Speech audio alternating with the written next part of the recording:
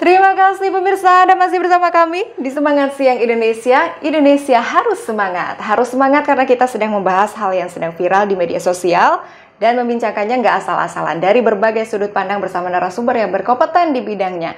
Kali ini kita sedang membahas yang namanya polemik popularitas herbal. Semua orang segala herbal gitu ya, apa-apa dikit-dikit pakai obat herbal aja. Mau diet pakai obat herbal. Kemudian tadi kita sudah simak di segmen pertama ya, ada orang yang mengklaim menemukan obat herbal untuk menyembuhkan COVID-19. Tapi kita sudah membahas bersama ahlinya ya, bahwa klaim itu boleh, tapi tidak boleh overklaim gitu ya. Sebelum kita melanjutkan, kita simak dulu informasi yang sedang ramai dibincangkan juga nih pemirsa ya. Kita cek fakta atau fiksi tentang bahaya ramuan herbal. Sedang marak ya, banyak broadcast, message, juga banyak berita yang menginformasikan bahwa ternyata obat herbal ini bahaya. Ternyata bawang putih tidak boleh dikonsumsi. Seperti apa? Kita lihat. Sahabat semangat, para ahli dari Leeds University School of Pharmacy Inggris belum lama ini memperingatkan ancaman di balik konsumsi obat herbal.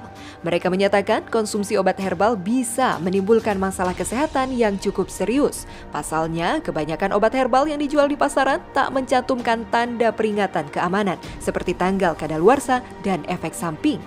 Dilansir dari Kompas, dalam penelitian itu mereka mensurvei 5 jenis obat herbal yang paling populer. Menurut peneliti, masih banyak konsumen yang tidak pernah tahu apa efek samping dari penggunaan obat-obat herbal tersebut. St. John wort atau Hypericum perforatum misalnya, yang selama ini digunakan untuk mengatasi bad mood, herbal ini ternyata dapat mengurangi efektivitas dari pil kontrasepsi. Sedangkan ginkgo yang katanya untuk meningkatkan sirkulasi darah, meningkatkan kewaspadaan, dan sebagai pengencer darah, ternyata tidak boleh dikombinasikan dengan obat lainnya. Bawang putih yang digunakan untuk menurunkan tekanan darah tinggi dapat berbahaya jika dikonsumsi dalam jumlah yang besar. Para peneliti juga melakukan survei terhadap 68 produk herbal yang dijual di pasaran dan menemukan 51 diantaranya atau 75% tidak mengandung informasi tentang tindakan pencegahan, interaksi dengan obat lain atau efek samping. 70% dari produk itu dipasarkan sebagai suplemen makanan. Peneliti menduga sedikitnya produk herbal yang mencantumkan label informasi bisa disebabkan karena toko-toko herbal sejauh ini masih diizinkan untuk terus menjual stok lama tanpa peringatan dan tanggal kadaluarsa. Ya, seperti itu ya. Untuk membahasnya, kita masih terhubung bersama Dr. Mut, ahli herbal dari Rumah Sakit Andisa Cikarang. Dr. Mut, kalau kita lihat nih ya, kita kumpulkan data dari sekedar internet saja, ternyata kalau saya baca dari informasi pengantar tadi, bahaya di sini ternyata lebih ke efek samping yang mungkin belum diketahui oleh banyak orang. Bagaimana menurut dokter?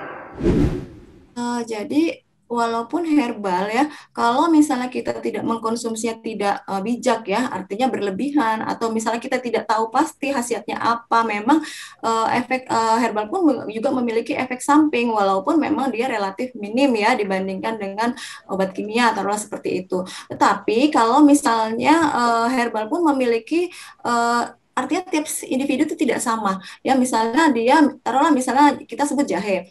Jahe misalnya pada A itu tidak bermasalah pada lambungnya, tetapi kalau dengan si B ternyata kok jadi perih, walaupun misalnya kerja dari jahe itu sebenarnya gingerol itu yang senyawa aktif dari jahe itu sebenarnya dia baik untuk lambung, artinya tidak ada masalah buat lambung, tetapi kita tidak bisa menyamakan antara efek satu, efek si A sama si B. Nah begitu kira-kira ya, jadi tidak bisa disamakan.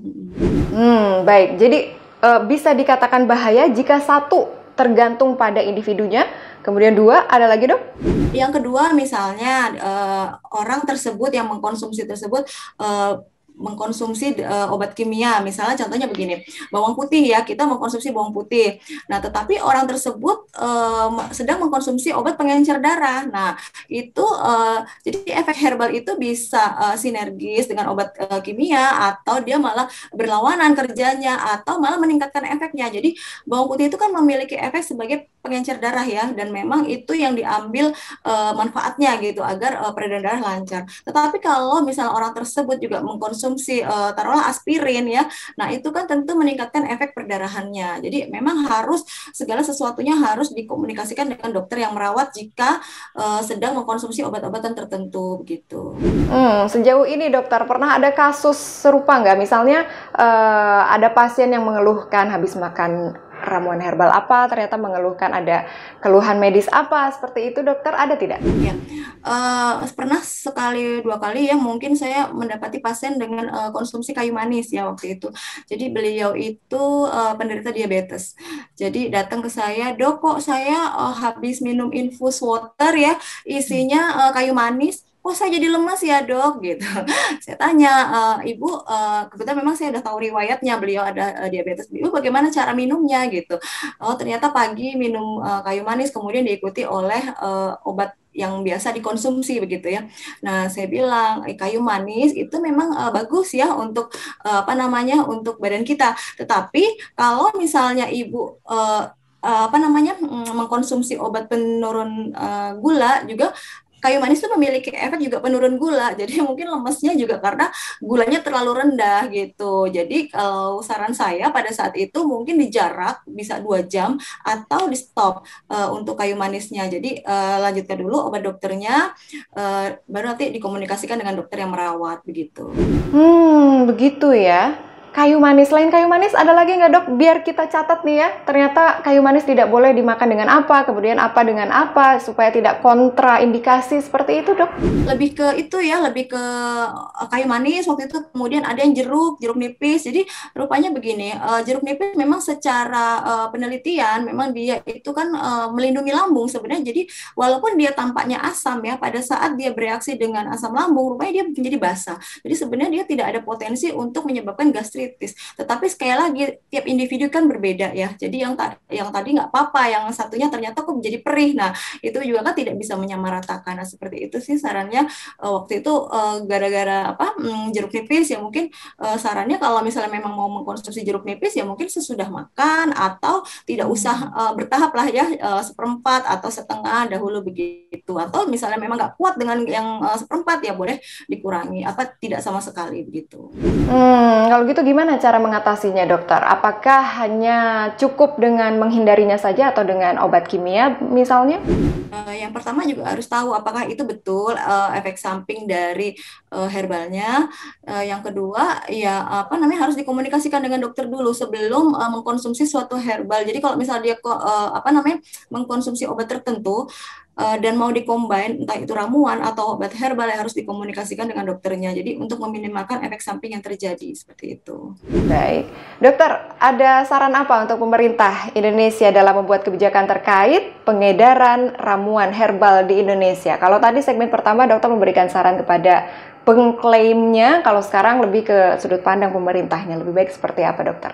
Baik, sebenarnya kalau pemerintah melalui Badan POM itu sebenarnya sudah amat sangat ketat ya Mbak untuk mengeluarkan suatu nomor obat tradisional. Jadi itu benar-benar ada yang istilah namanya cara pembuatan obat yang baik, cara pembuatan obat tradisional yang baik terhadap industri-industri obat tradisional baik yang skala besar maupun skala kecil.